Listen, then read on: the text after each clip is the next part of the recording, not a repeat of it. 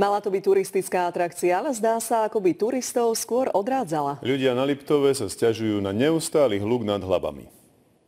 To, čo turistov ťahá na Liptov, je predovšetkým pokoj a príroda. Uvedomujú si to aj ubytovatelia, ktorým sa nepáči, že práve o tieto lákadlá môžu prísť. Keď má tu vrtuľník lietať každú hodinu 5-krát, tak im to veľmi narúša ten kľud a sťažujú sa na to a je veľký odliv tých turistov, čo sa týka nášho rekreačného zariadenia. Podobné skúsenosti má aj susediaci akvapark, hoci s občasnými preletmi vyhliadkových vrtuľníkov problém nemajú. Keď ich je ale veľa, turistom sa to nepáči.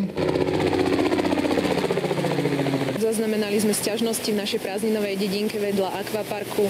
Obávame sa úbytku pre nocovanie. Problém, ktorý sa tu ťahá už niekoľko rokov, trápil už od začiatku aj domácich. Na dedinu patria úplne iné veci, ako sú zvony, ako je krčma, ako je dobytok. No a zmeny v prírode si príchodom vrtuľníkov všimli aj ochranári. Dráve vtáky si hniezda z tých lokalít, kde prelieta vrtuľník, odsunuli ďalej. Proti ale hrajú všetky povolenia, ktoré má investor v ruke. Bez ohľadu na tieto protesty občanov, my z tohoto miesta budeme lietať, či to bude oficiálne heliport alebo pracovná plocha, pretože zákon nám umožňuje lietať aj z pracovnej plochy.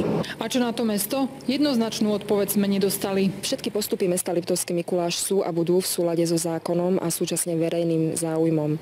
Za Liptov bez heliportu sú ľudia aj naďalej odhodlaní bojovať, či už petíciami alebo dokonca referendum. Z Liptovského Mikuláša Jana Kimličková, televízia Marky.